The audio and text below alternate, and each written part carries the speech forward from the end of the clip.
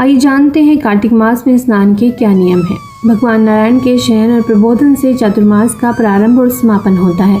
उत्तरायण को देवकाल और दक्षिणायन को आसुरी काल माना जाता है। दक्षिणायन में सद्गुणों के शरण से बचने और बचाने के लिए हमारे शास्त्रों में व्रत और तप का विधान है। सूर्य का कर्क राशि पर आगमन दक्षिणायन का आरंभ माना जाता है और कार्तिक मास इस अवधि में ही होता है। पुराण आदि शास्त्रों में कार्तिक मास का विशेष महत्व है। यूँ तो हर मास का अलग अलग महत्व है, परंतु व्रत तप की दृष्टि से कार्तिक मास की महत्ता अधिक है। शास्त्रों में भगवान विष्णु और विष्णु तीर्थ के ही समान कार्तिक मास को श्रेष्ठ और दुर्लभ कहा गया है। शास्त्रों में यह मास परम कल्याणकारी कहा गया है। सूर्य भगवान जब तुला राशि पर आते हैं तो कार्तिक मास का आरंभ होता है। इस मास का महात्म्य पद्म पुराण तथा स्कंद पुराण में विस्तार पूर्वक मिलता है। कलयुग में कार्तिक मास को मोक्ष के साधन के रूप में दर्शाया गया है। इस मास को धर्म, अर्थ, काम और मोक्ष को देने वाला बताया गया है। नारायण भगवान ने स्वयं से ब्रह्मा को, ब्रह्मा ने नारद को, नारद ने महाराज पृथु को कार्तिक मास के सर्वगुण संपन्न महात्म्य के संदर्भ में बताया है। इस संसार में प्रत्येक मनुष्य सुख, शांति और परम आनंद की कामना में रहता है, परंतु प्रश्न यह है कि दुखों से मुक्ति कैसे मिले। इसके लिए हमारे शास्त्रों में कई प्रकार के उपाय बताए गए हैं, परंतु कार्तिक मास की महिमा अत्यंत उच्च बताई गई है। कार्तिक मास में जो भी व्रत आदि रखता है उसे सदा एक पहर रात बजते ही, मतलब जब एक पहर रात बज जाती है तब उठ जाना चाहिए। फिर स्तोत्र आदि के द्वारा अपने इष्ट देव की स्तुति करते हुए दिन के बाकी कामों को करना चाहिए। गांव अथवा नगर के अनुसार दैनिक कर्म, मलमूत्र त्याग आदि करके उत्तर की ओर मुंह करके बैठना चाहिए। इसके साथ ही दांत और जीभ की शुद्धि के लिए वृक्ष के समीप जाकर कुछ मंत्रों का उच्चारण भी करना चाहिए, जैसे कि आयुर्बल, यशो वर्चः, प्रजा वशु वस्विनी च, ब्रह्म प्रज्ञाम च, मेधा च, त्वं नो देहि वनस्पति। इसका अर्थ है कि हे वनस्पति, आप मुझे आयु, बल, यश, तेज, संतति, पशु, धन, वैदिक ज्ञान, प्रज्ञा और धारणा शक्ति प्रदान करें। इस प्रकार कहकर वृक्ष से दांतुल लेनी चाहिए। दूध वाले वृक्षों की दांतुल लेना वर्जित माना गया है। वर्तमान समय में दांतुल नहीं मिलती तो जिस तरह व्यक्ति दांत साफ करते आए हैं वैसे ही आप कर लें। दांतों को विधि पूर्वक शुद्ध करके मुंह को जल से धोना चाहिए। इसके बाद कार्तिक का व्रत करने वाले को विधि पूर्वक स्नान करना चाहिए। स्नान के बाद नए और साफ कपड़े पहनने चाहिए और तिलक लगाना चाहिए। फिर अपनी गोत्र विधि के अनुसार अपना अथवा अपने घर के नियम के अनुसार संध्या उपासना करनी चाहिए। जब तक सूर्योदय न हो जाए तब तक गायत्री मंत्र का जाप करते रहना चाहिए। संध्या उपासना के अंत में विष्णु सहस्रनाम आदि का पाठ करना चाहिए।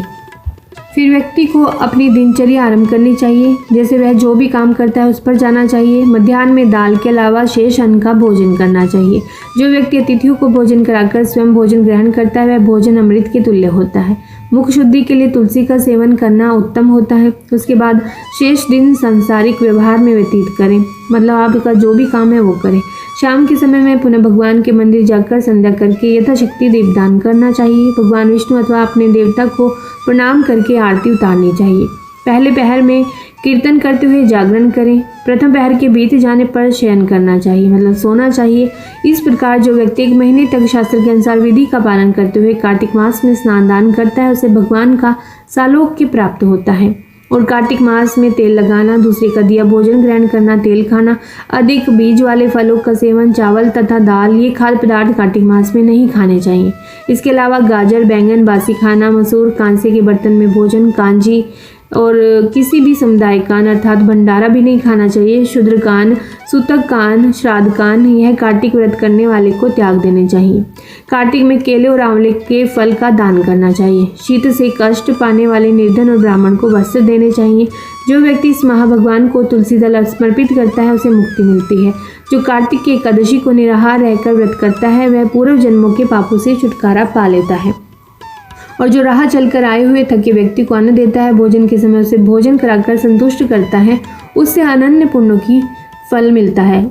और कार्तिक में भगवान विष्णु की परिक्रमा करने वाले को पग पग पर अश्वमेघ यज्ञ का भी फल मिलता है। कार्तिक में भगवान के मंदिरों में चूना सफाई आदि करवाकर उन्हें सुंदर बनाने में सहयोग देने वाले और उनमें भगवान के निमित्त नवीन वस्त्रों को पहनाने वाले को भी भगवान विष्णु के सामीप्य का आनंद अनुभव होता है। कार्तिक मास में प्याज, सिंघाड़ा, सेज, बेर, राई, नशीली वस्तुएं और चिवड़ा, इन सभी का उपयोग भी वर्जित बताया गया है। कार्तिक व्रत करने वाले व्यक्ति को देवता, वेद, ब्राह्मण, गुरु, गौ, व्रती स्त्री और महात्माओं की निंदा भी नहीं करनी चाहिए। कार्तिक मास में नरक चतुर्दशी को यानी कि छोटी दिवाली को शरीर में तेल लगाना चाहिए। इसके अलावा व्रती मनुष्य को अन्य किसी भी दिन तेल नहीं लगाना चाहिए इस महीने में। व्रत करने वाले को कार्तिक में चांडाल, मलेच्छ, पतित, व्रतहीन, ब्राह्मण द्वेषी और वेद बहिष्कृत लोगों से बातचीत भी नहीं करनी चाहिए। मतलब इसमें जो ब्राह्मण का नाम लिया गया है वह ब्राह्मण ही द्वेषी हो। यदि ऐसा ब्राह्मण है तो उससे बात ना करें। यदि अच्छा शुद्ध ब्राह्मण है तो आप उसके संगति में रह सकते हैं। कार्तिक स्नान आश्विन माह की पूर्णिमा से प्रारंभ होकर अगले माह कार्तिक माह की पूर्णिमा पर समाप्त होता है। इस पवित्र स्नान को आरंभ करने से पहले आश्विन माह की शुक्ल पक्ष की एकादशी आने पर भगवान विष्णु को प्रणाम कर कार्तिक व्रत करने की आज्ञा लेनी चाहिए। इस तरह से आज्ञा लेने से भगवान प्रसन्न होते हैं और अपने भक्त पर कृपा कर उसे आत्मिक बल तथा मनोबल प्रदान करते हैं। साथ ही ईश्वर अपने भक्त को विधि पूर्वक कार्तिक व्रत करने की भी सद्बुद्धि देते हैं। सभी 12 मासों में मार्गशीर्ष मास को अत्यंत पुण्यदायक कहा गया है। इससे भी अधिक पुण्य देने वाला बैसाख मास है। प्रयाग में माघ मास का अधिक महत्व है और इससे भी महान तथा अधिक फलदायी कार्तिक मास को कहा गया है। जब ब्रह्मा जी ने एक तरफ सभी प्रकार के दान, व्रत तथा नियम रखे और दूसरी ओर कार्तिक का स्नान रखकर तोला तो कार्तिक स्नान का पलड़ा ही भारी पाया। भगवान कृष्ण को प्रसन्न करने के लिए आश्विन की पूर्णिमा से लेकर कार्तिक की पूर्णिमा तक प्रतिदिन गंगा जी में स्नान करना चाहिए। और यदि गंगा जी नहीं है तब किसी नदी, तालाब अथवा पोखर आदि में कार्तिक का स्नान कर ले। यदि ऐसा भी कुछ नहीं है तो घर में ही बाल्टी ले करके और उसी में किसी भी पात्र में गंगा जल डाल करके आप स्नान कर सकते हैं। और नदियों की कल्पना करनी चाहिए। आपको स्नान करते समय गंगा नदी की कल्पना करनी चाहिए, तब आपको महसूस होगा कि आप गंगा स्नान कर रहे हैं। देवी पक्ष अर्थात भगवती दुर्गा को प्रसन्न करने के लिए आश्विन शुक्ल पक्ष की प्रतिपदा से कार्तिक कृष्ण चतुर्दशी की महारात्रि आने तक प्रतिदिन स्नान करना चाहिए। श्री गणेश जी को प्रसन्न करने के लिए आश्विन कृष्ण चतुर्थी से लेकर कार्तिक कृष्ण चतुर्थी तक नियम पूर्वक स्नान करना चाहिए। और भगवान जनार्दन को प्रसन्न करने के लिए आश्विन शुक्ल पक्ष की एकादशी से लेकर के कार्तिक शुक्ल एकादशी तक प्रतिदिन स्नान करना चाहिए। और जो मनुष्य जाने अनजाने कार्तिक मास में नियम से स्नान करते हैं उन्हें कभी यम यातना को भी नहीं देखना पड़ता। कार्तिक मास में तुलसी के पौधे के नीचे राधा कृष्ण की मूर्ति रखकर पूरे भाव के साथ पूजा भी करनी चाहिए। यदि आंवले का पेड़ हो तो उसके नीचे भी राधा कृष्ण की मूर्ति रखकर पूरी श्रद्धा भाव से पूजन करें। विधि पूर्वक स्नान करने के लिए जब 2 घड़ी रात बाकी बच जाए तब तुलसी की मिट्टी, वस्त्र और कलश लेकर जलाशय या गंगा तट अथवा पवित्र नदी किनारे जाकर पैर धोने चाहिए। और गंगा जी के साथ अन्य पवित्र नदियों का ध्यान करते हुए विष्णु, शिव आदि देवताओं का ध्यान करना चाहिए।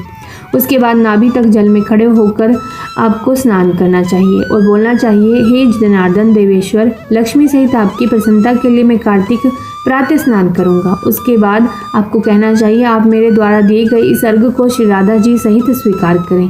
हे हरि, आप कमलनाभ को नमस्कार है। जल में शयन करने वाले आप नारायण को नमस्कार है।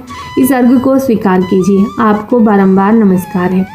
व्यक्ति किसी भी जलाशय में स्नान करे, उसे स्नान करते समय गंगा जी का ही ध्यान करना चाहिए। सबसे पहले मिट्टी आदि से स्नान करके ऋचाओं द्वारा अपने मस्तक पर अभिषेक करें, अघमर्षण और स्नानांग तर्पण करें और पुरुष सूक्त द्वारा अपने सिर पर जल छिड़के। इसके बाद जल से बाहर निकल के अपने कपड़े बदल लेने चाहिए और अपने मस्तक पर भी आचमन करना चाहिए।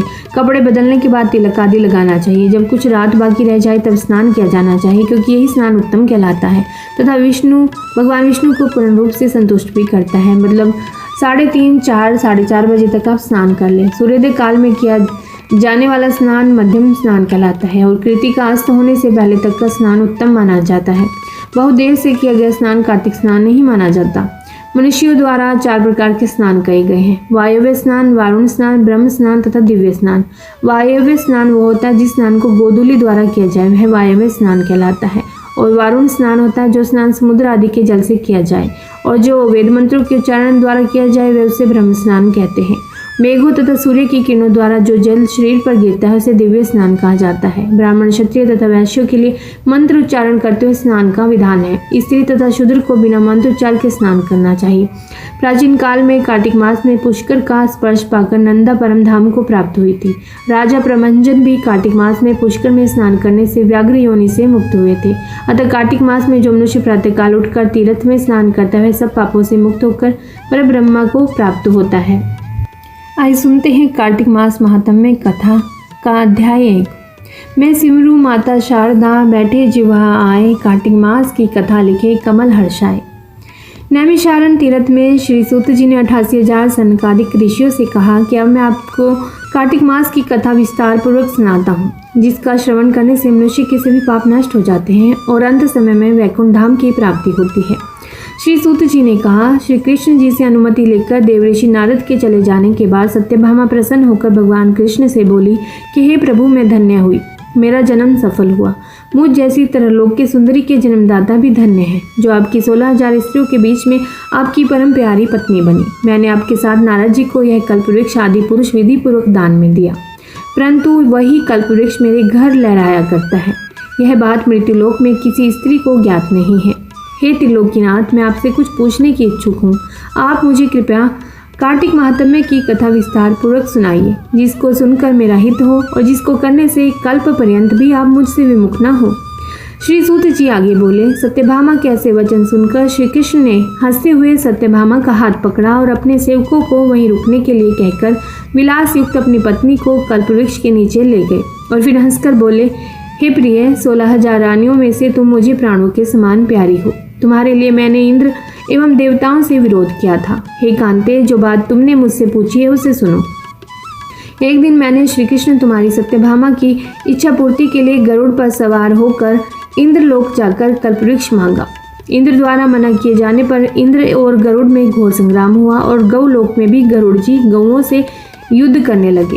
गरुड़ की चोंच की चोट से उनके कान और पूंछ कटकर गिरने लगे, जिससे 3 वस्तुएं उत्पन्न हुई। कान से तंबाकू, पूंछ से गोभी और रक्त से मेहंदी बनी। इन तीनों का प्रयोग करने वाले को मोक्ष नहीं मिलता। तब गौओं ने भी क्रोधित होकर गरुड़ पर वार किया, जिससे उनके 3 पंख टूटकर गिर गए। इनके पहले पंख से नीलकंठ, दूसरे से मोर और तीसरे से चकवा चकवी उत्पन्न हुए। हे प्रिय, इन तीनों का दर्शन करने मात्र से ही शुभ फल प्राप्त हो जाते हैं। यह सुनकर सत्यभामा ने कहा कि हे प्रभु, कृपया मुझे मेरे पूर्व जन्म के विषयों में बताइए कि मैंने पूर्व जन्म में कौन कौन से दान और व्रत और जप नहीं किए हैं। मेरा स्वभाव कैसा था, मेरे जन्मदाता कौन थे और मुझे मृत्युलोक में जन्म क्यों लेना पड़ा। मैंने ऐसे कौन सा पुण्य कर्म किया था जिससे मैं आपकी अर्धांगिनी हुई। इस पर श्री कृष्ण जी ने कहा, हे प्रिय, अब मैं तुम्हारे द्वारा पूर्व जन्म में किए गए पुण्य कर्मों को विस्तार पूर्वक कहता हूँ, उसे सुनो। पूर्व समय में सतयुग के अंत में मायापुरी में अत्रि गोत्र में वेद वेदांत का ज्ञाता देवशर्मा सुधर्मा नामक एक ब्राह्मण निवास करता था। वह प्रतिदिन अतिथियों की सेवा, हवन और सूर्य भगवान का पूजन किया करता था। वह सूर्य के समान तेजस्वी था। वृद्धावस्था में उसे गुणवती नामक कन्या की प्राप्ति हुई। उस पुत्रहीन ब्राह्मण ने अपनी कन्या का विवाह अपने चंद्र नामक शिष्य के साथ कर दिया। वह चंद्र को अपने पुत्र के समान मानता था और चंद्र भी उसे अपने पिता की भांति मानता था। एक दिन वे दोनों कुश और समिधा लेने के लिए जंगल में गए। जब वे हिमालय की तलहटी में भ्रमण कर रहे थे, तब उन्हें एक राक्षस आता हुआ दिखाई दिया। उस राक्षस को देखकर भय के कारण उनके अंग शिथिल हो गए और वे वहां से भागने में भी असमर्थ हो गए। तब उस काल के समान राक्षस ने उन दोनों को मार डाला। क्योंकि वे धर्मात्मा थे, इसीलिए मेरे पार्षद उन्हें मेरे बैकुंठ धाम में मेरे पास ले आए। उन दोनों के द्वारा आजीवन सूर्य भगवान की पूजा किए जाने के कारण मैं दोनों पर अति प्रसन्न हुआ। गणेश जी, शिव जी, सूर्य और देवी, इन सब की पूजा करने वाले मनुष्य को स्वर्ग की प्राप्ति होती है। मैं एक होता हुआ भी काल और कर्मों के भेद से 5 प्रकार का होता हूँ। जैसे एक देवदत्त, पिता, भ्राता आदि नामों से पुकारा जाता हूँ। जब मैं दोनों विमान पर आरूढ़ होकर सूर्य के समान तेजस्वी रूपवान चंदन की माला धारण किए हुए मेरे भवन में आए, तो वे दिव्य भोगों को भोगने लगे। इस तरह सत्यभामा पहले जन्म में सुधर्मा नाम के ब्राह्मण की कन्या गुणवती थी, जिसकी विवाह सुधर्मा ने अपने शिष्य चंद्र से कर दिया था। ओम नमो भगवते वासुदेवाय। ईश्वर परम कृष्ण सच्चिदानंद विग्रह, अनादिरादिर गोविंद सर्व कारण कारणम। तो प्रेम से बोले शिव परिवार की जय। ओम नमो नारायण। ओम नमः शिवाय। जय श्री राम। हरि ओम। श्री कृष्ण गोविंद हरे मुरारी। हे नाथ नारायण वासुदेवा। राधे राधे। आप सभी से निवेदन है कि आप वीडियो को लाइक जरूर कीजिएगा और इस चैनल पर आप कार्तिक मास के महात्म्य और अन्य प्रेरणादायक कथाएं भी श्रवण कर सकते हैं। तो आप इस चैनल को सब्सक्राइब जरूर कीजिएगा और इन कथाओं को सुनकर के आप पुण्य के भागी अवश्य ही बनेगा। सनातन धर्म की ये जानकारियाँ आप सभी के मध्य में बांटी जा रही हैं। तो बोलिए ओम नमो नारायण। सिमर चरण गुरुदेव के लिखूं शब्द अनूप, कृपा करे भगवान सच्चिदानंद स्वरूप। जय श्री कृष्ण। आइए श्रवण करते हैं कार्तिक महात्म्य का दूसरा अध्याय। आज इस वीडियो में आप 5 अध्याय तक सुन पाएंगे। कार्तिक महात्म्य बहुत ही पुण्यदायी होता है। तो आरंभ करते हैं दूसरा अध्याय। भगवान श्री कृष्ण आगे बोले, हे प्रिय, जब गुणवती को राक्षस द्वारा अपने पति और पिता के मारे जाने का समाचार मिला तो विलाप करने लगी। हाँ नाथ, हाँ पिता, मुझको त्याग कर तुम कहाँ चले गए? मैं अकेली स्त्री तुम्हारे बिना अब क्या करूं? अब मेरे भोजन वस्त्र आदि की व्यवस्था कौन करेगा? घर में प्रेम पूर्वक मेरा पालन पोषण कौन करेगा? मैं कुछ भी नहीं कर सकती। मुझ विधवा की कौन रक्षा करेगा? मैं कहाँ जाऊँ? मेरे पास तो अब कोई ठिकाना भी नहीं रहा। इस प्रकार विलाप करते हुए गुणवती चक्कर खाकर धरती पर गिर पड़ी और बेहोश हो गई। बहुत देर बाद जब उसे होश आया तो वह पहले की भांति करुण विलाप करते हुए शोक सागर में डूब गई।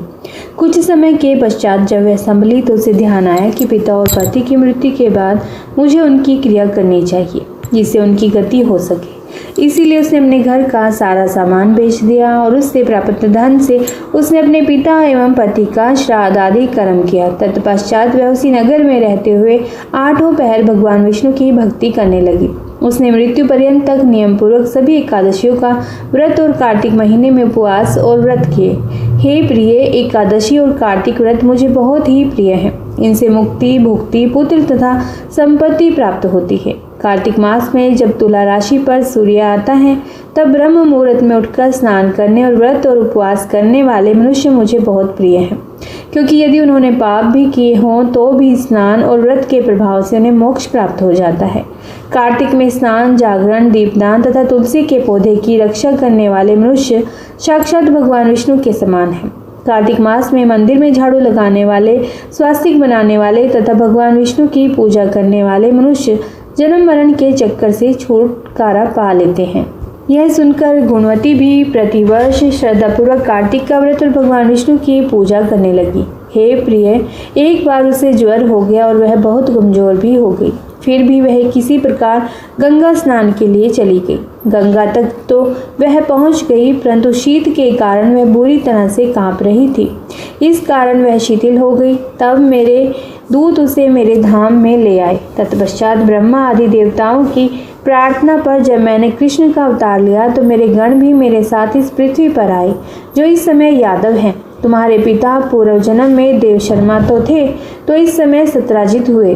पूर्व जन्म में चंद्र शर्मा जो तुम्हारा पति था वह डाकू है, और हे देवी, तू ही वह गुणवती है।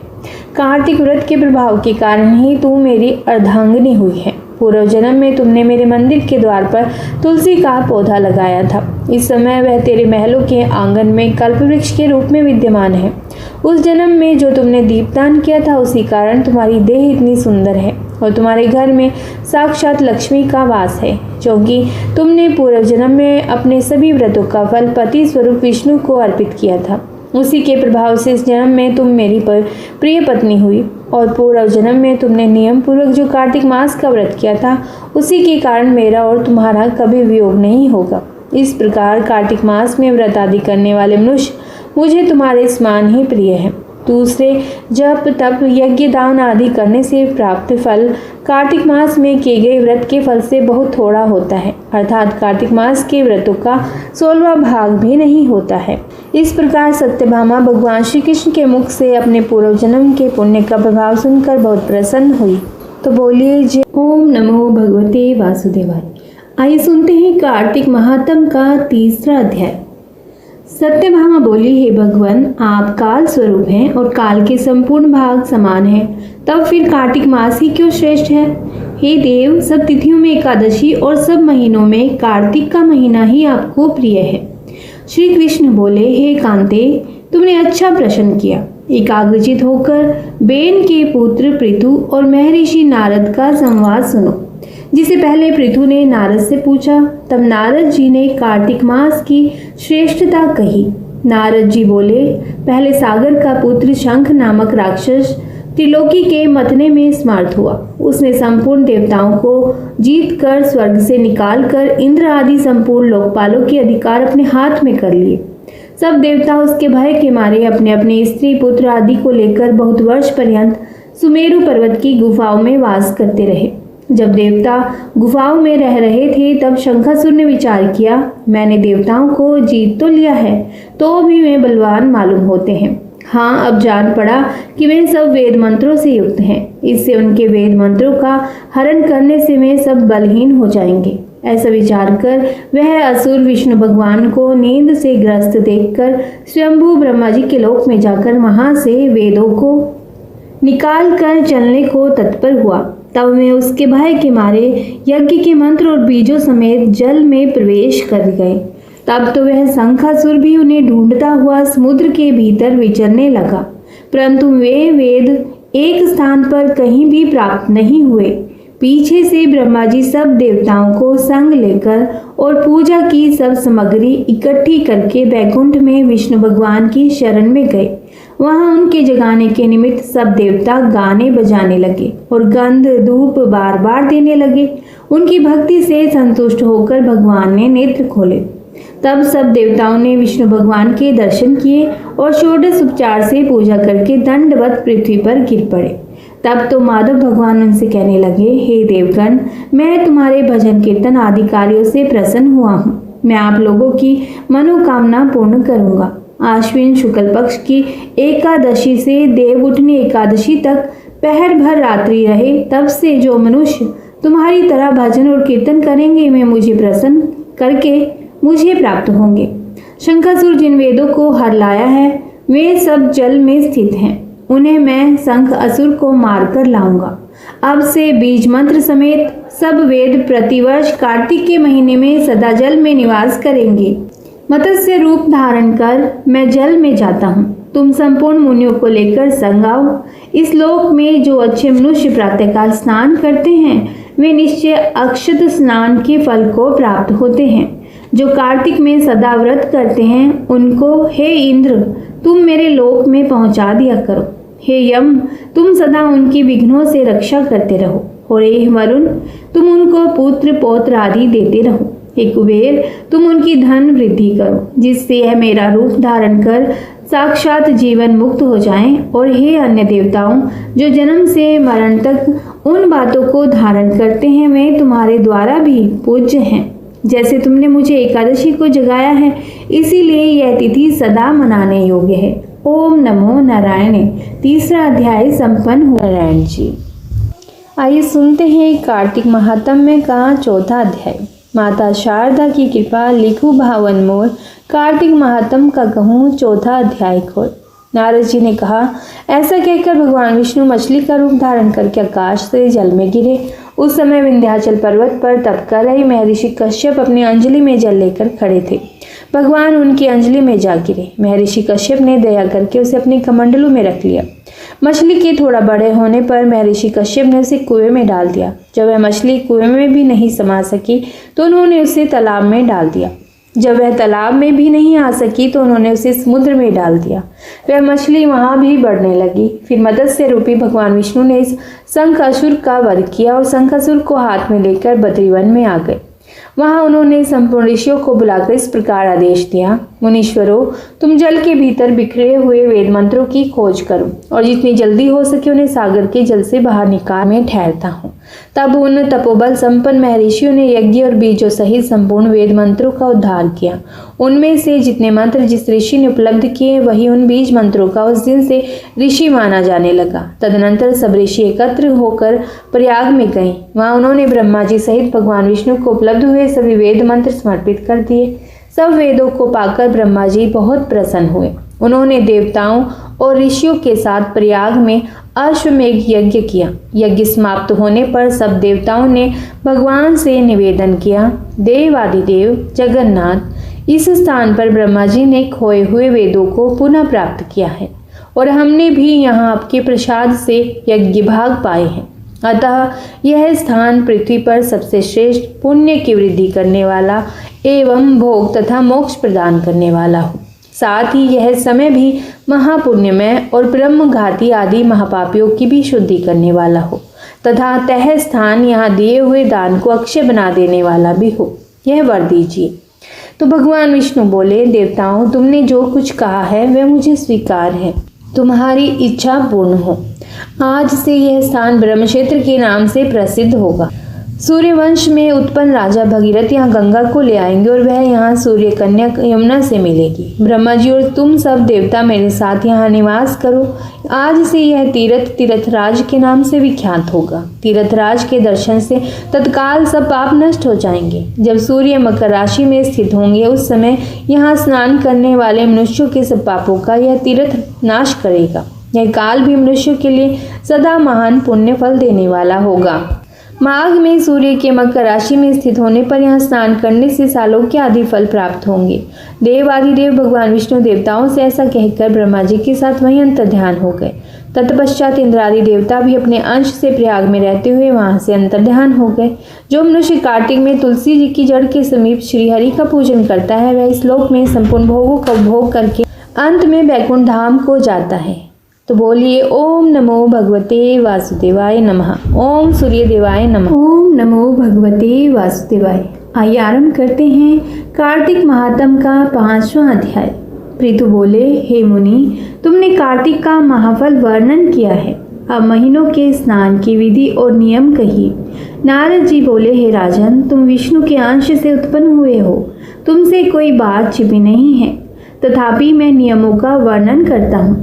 आश्विन मास में शुक्ल पक्ष की एकादशी से सावधान होकर कार्तिक के व्रतों को प्रारंभ करें। पहर रात्रि रहे तब प्रतिदिन उठें और जल का पात्र लेकर ग्राम से बाहर उत्तर दिशा को जाएं। जनेऊ को कान पर चढ़ाकर उत्तर को मुख करके भूमि पर तृण बिछाएं और सिर को कपड़े से ढक लें। मुख को बंद कर थूकना और श्वास लेना बंद करके मल मूत्र का त्याग करें। जो रात्रि हो तो दक्षिण को मुख करें। जो मलमूत्र द्वारा शरीर की शुद्धि और जो मुख शुद्ध नहीं करते हैं उनके मंत्र फलदायक नहीं होते, इसीलिए दातुन करना उचित है। दातुन लाते समय वृक्ष से कहें कि हे वनस्पति, हमको आयु, बल, यश, तेज, संतान, द्रव्य, वेद पाठ की शक्ति और बुद्धि दें। इस मंत्र को पढ़कर गूलर आदि किसी दूध के वृक्ष की 12 अंगुल लंबी दातुन लाएं। व्रत के दिन ऐसा नहीं करें। प्रतिपदा, अमावस्या, नवमी, षष्ठी तिथियों और सूर्यवार तथा चंद्रमा सूर्य ग्रहण के दिन दातुन ना करें। कटेरी, संभालू, कपास, पीपल, वट, अरंड और गंधहीन वृक्षों की दातुन ना करें। तदनंतर विष्णु और शिव के मंदिर में प्रसन्नता और विधि पूर्वक पुष्प, गंध, तांबुल ले जाएं। वहाँ भगवान की पाद्य आदि से स्तुति करके नमस्कार करें और भजन गाएं। देवालय में भजन कीर्तन करने वाले विष्णु स्वरूप होते हैं। जैसे सतयुग आदि में तप, यज्ञ, दान आदि भगवान को तुष्टि देने वाले हैं, वैसे ही कलयुग में भक्ति पूर्वक भजन कीर्तन मोक्ष देने वाले होते हैं। नारद जी बोले, सीरस, धतूरा, कटेर, मल्लिका, सेवन, आक, कनेर के फूल तथा अक्षतों से विष्णु की पूजा नहीं होती। जयकुंद, सिरस, चमेली, मालती, केतकी आदि के फूलों से सूर्य की पूजा लक्ष्मी चाहने वालों को करना उचित नहीं है। यथा योग्य विधि से ही देवताओं की पूजा करके भगवान से क्षमा प्रार्थना करें कि हे सुरेश्वर, हे देव, मैंने मंत्रहीन भक्ति की और क्रियाहीन पूजन किया है, वह परिपूर्ण होवे। फिर प्रदक्षिणा करके दंडवत करें, फिर क्षमा प्रार्थना करके गान करके समाप्त करें। जो कार्तिक की रात्रि में विधि पूर्वक विष्णु और शिव का पूजन करते हैं वे अपने पूर्वजों सहित निष्पाप बैकुंठ को चले जाते हैं। ओम नमो नारायणे। 5वां अध्याय संपन्न हुआ। आइए आरंभ करते हैं 6ठा अध्याय। कार्तिक महात्म का 6ठा अध्याय। श्री नारद जी बोले, 2 घड़ी रात रह जाए तब उठकर तिल, कुशा, अक्षत, फूल, धूप, दीप आदि लेकर पवित्र होकर किसी नदी, तालाब, कुआं आदि जलाशय पर जाए। मनुष्य की बनाई हुई नहर आदि तथा देवताओं की बनाई हुई नदियों में और संगम में स्नान करने से 10 गुना फल है। तीर्थ में उसका दुगुना। विष्णु का स्मरण करके स्नान का संकल्प कर तीर्थ तथा देवता आदि को क्रम से अर्घ आदि दे और कहें, हे ऋषिकेश, इस मेरे अर्घ को ग्रहण करिए, आपको नमस्कार है। बैकुंठ में, प्रयाग में अथवा बद्रिका आश्रम में जहाँ मुनि, वेद और यज्ञ सहित जहाँ 3 प्रकार से विष्णु ने पद स्थापित किया है, वहाँ सब देवता हमारी रक्षा करें। हे कृष्ण, कार्तिक मास में दिए हुए अर्घ को ग्रहण कीजिए।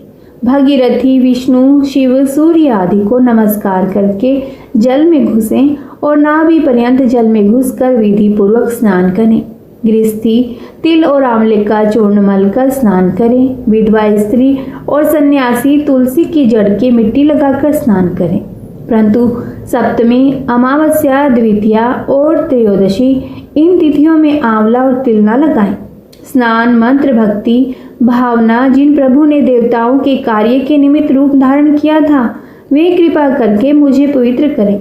विष्णु की आज्ञा से इंद्र सहित सब देवता कार्तिक के व्रत करने वालों की रक्षा करें। व्रती मनुष्य इस प्रकार स्नान करके हाथ में पवित्री धारण कर देव, ऋषि और पितरों का तर्पण करें। कार्तिक के महीने में तर्पण में जितने तिल होते हैं उतने वर्ष पितर स्वर्ग में वास करते हैं। तदनंतर जल में से निकलकर पवित्र वस्त्र धारण कर प्रातःकाल के कर्मों को समाप्त करके हरि भगवान का अर्चन करें। तीर्थ और देवताओं का स्मरण करके भक्ति पूर्वक गंध, पुष्प और फलों से अर्घ प्रदान करें। तब वेद पाठी ब्राह्मणों का पूजन करें। ब्राह्मण विष्णु रूप हैं, इसीलिए अपने कल्याण चाहने वाले कदापि इनका अपमान और विरोध न करें। फिर हरि की प्यारी तुलसी जी की पूजा करके परिक्रमा दें, नमस्कार करें और कहें कि देवताओं ने प्रथम तुम्हें बनाया, मुनियों ने पूजा है, सो तुम मेरे पाप का हरण कर लो। भक्ति पूर्वक पूर्वोक्त विधियों को करने वाले नारायण की सालोक्यता को प्राप्त होते हैं। रोग और पातकों का नाश करने वाला, उत्तम बुद्धि, पुत्र और धन तथा मुक्ति के देने वाला विष्णु भगवान के प्यारे कार्तिक के व्रतों के सिवाय दूसरे व्रत उत्तम नहीं है।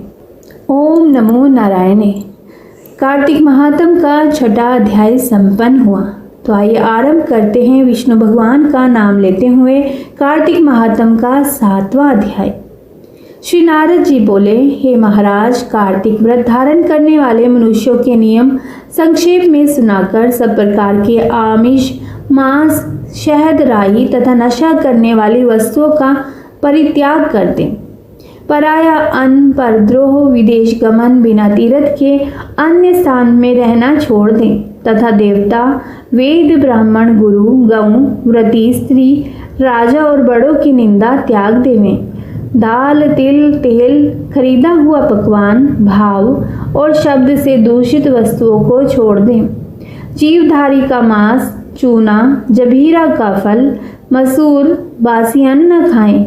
बकरी, भैंस, गऊ के दूध के सिवा अन्य दूध तथा ब्राह्मणों से खरीदा हुआ रस, पृथ्वी से पैदा हुआ नमक, ये सब भी छोड़ दें। तांबे के पात्र में रखा हुआ पंचगव्य, पोखर का जल और अपने आप पकाया हुआ अन्न मांस के तुल्य कहा है। तथा कार्तिक व्रती ब्रह्मचर्य से रहे, पृथ्वी पर शयन करे, पत्तों पर खाए और चौथे पहर भोजन करें। नरक चौदस को तेल लगाए। इस तिथि को छोड़कर कार्तिक स्नान करने वाला तेल न लगाए। घिया, बैंगन, कुमड़ा, कटेरी, तरबूज, कैंथ यह सब छोड़ दे। शिवद्रोही और वेद से विपरीत चलने वालों से संभाषण न करे और उपरोक्त मनुष्य और कौओं के देखे अन्न को और दोबारा पकाए हुए दग्ध अन्न को ना खाए। विष्णु भगवान की प्रसन्नता के लिए सामर्थ्य भर चंद्रायणी व्रतों को करें। क्रम से काशीफल, कटेरी, नई मूली, नारियल, तरबूज, आंवला, घिया, परवल, बेर, बैंगन, लौकी और तुलसी इसके शाक को प्रतिपदा आदि तिथियों में त्याग दे। रविवार के दिन आंवले का सेवन न करे। इन वस्तुओं के सिवाय व्रती मनुष्य जिन वस्तुओं का त्याग न करे उनमें से पहले ब्राह्मणों को भेंट करके फिर अपने आप भोजन करे। व्रती पुरुष माघ में भी उक्त नियमों पर चले और प्रबोधनी एकादशी में जागरण करे। यथोवत रीति से कार्तिक के व्रत करने वालों को देखकर यम के दूत भाग जाते हैं, जैसे सिंह के डर से हाथी। विष्णु के व्रत करने वाला मनुष्य जहाँ पर आदर पूर्वक रहता है वहाँ भूत, पिशाच आदि नहीं रहते। यथारीति से कार्तिक व्रती पुण्यों को मुख वाला ब्रह्मा भी कहने में असमर्थ है। विष्णु का व्रत संपूर्ण पापों का नाश कर उत्तम धन, पुत्र, नाती, धान्य को बढ़ाने वाला है। इन व्रतों को नियम पूर्वक करने से अन्य तीर्थों के सेवन की क्या आवश्यकता है। ओम नमो नारायण। कार्तिक महात्म का 7वां अध्याय संपन्न हुआ। श्री विष्णु जी का नाम लेते हुए कार्तिक महात्म का 8वां अध्याय आरंभ करते हैं। श्री नारद जी बोले, हे राजन, अब मैं कार्तिक के व्रतों का संक्षेप में उद्यापन सुनाता हूँ। व्रत पूरा होने के फल और विष्णु भगवान की प्रसन्नता के लिए कार्तिक शुक्ला चतुर्दशी को उद्यापन करें। तुलसी के ऊपर 4 द्वारों का मंडप बनाकर तोरण बंधनवार बांधकर फूल और चमर से सजाएं और चारों द्वारों पर मिट्टी के बने पुण्यशील सुशील जय और विजय द्वारपालों का पूजन करें और तुलसी के पास 4 रंगों से सुशोभित सर्वतोभद्र चक्र बनाएं। इसके ऊपर पंचरत्न और नारियल रखकर एक सुंदर कलश स्थापित करें।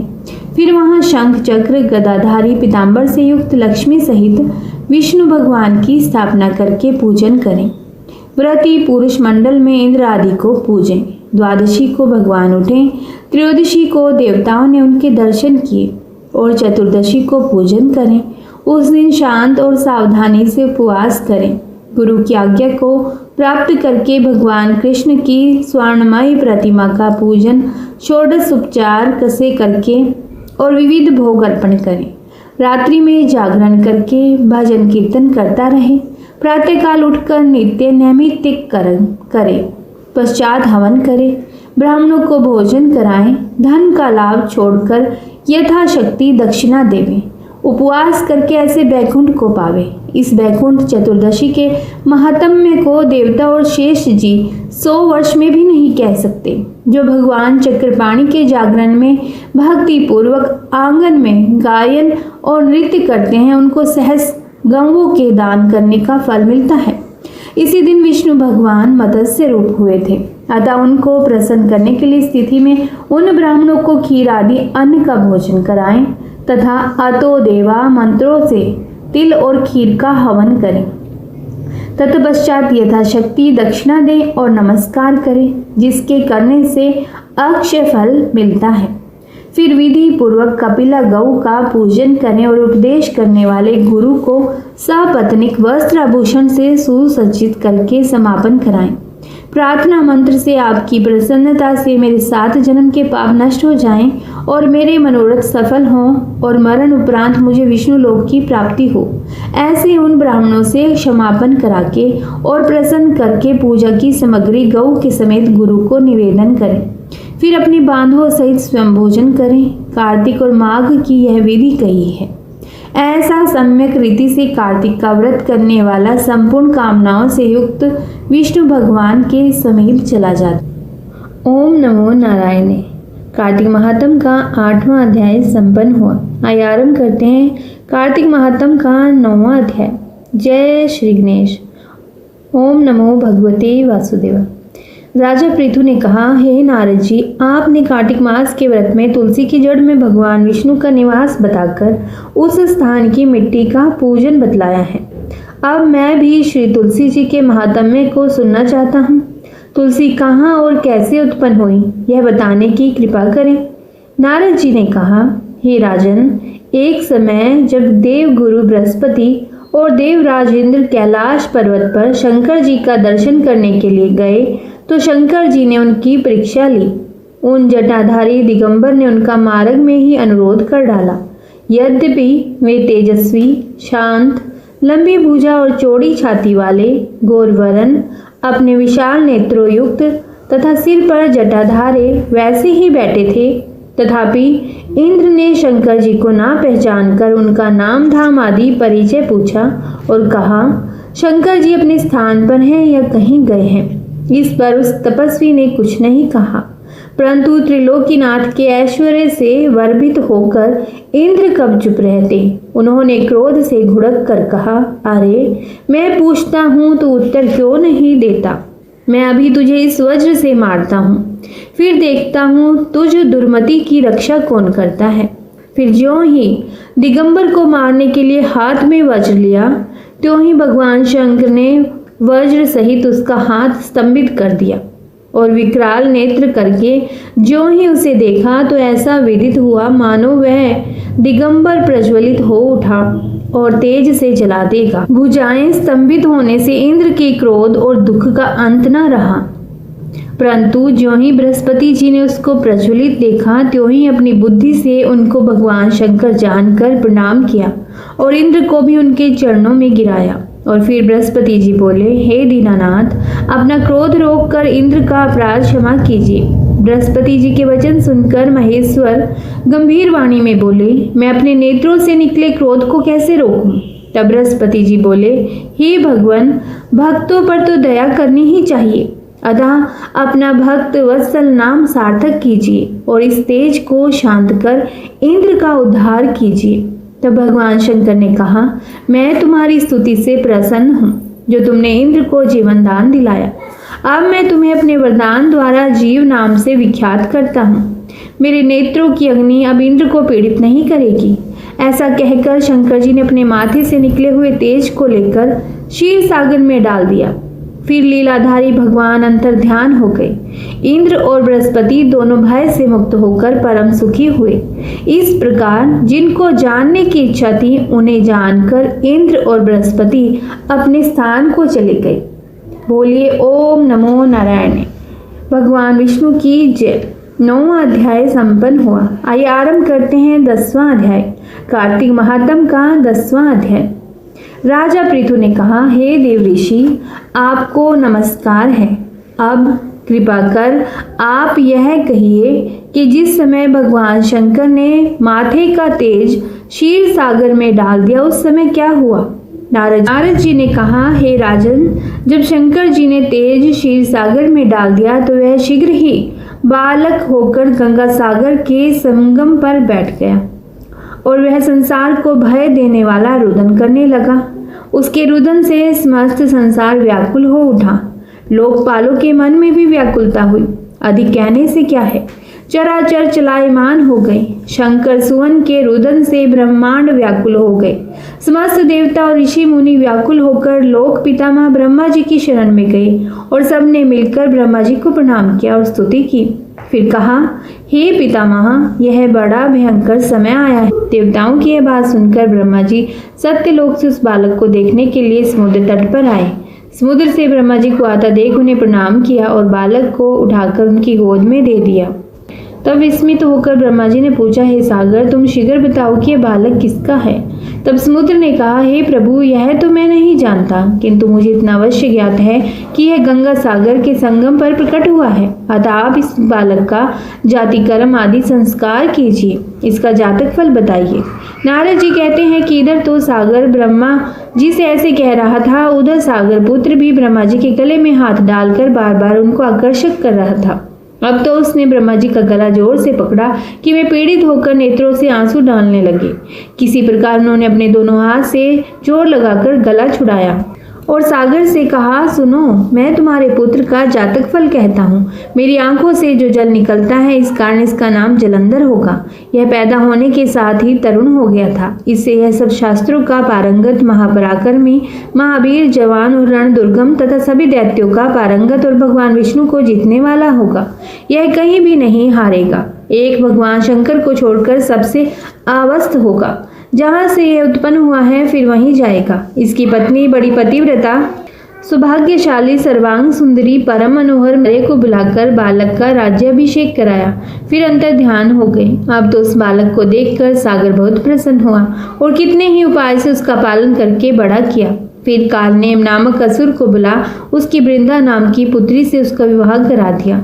अब शुक्राचार्य के प्रभाव से वह दैत्यों पर राज्य करने लगा। ओम नमो नारायण। कार्तिक महात्म का 10वां अध्याय।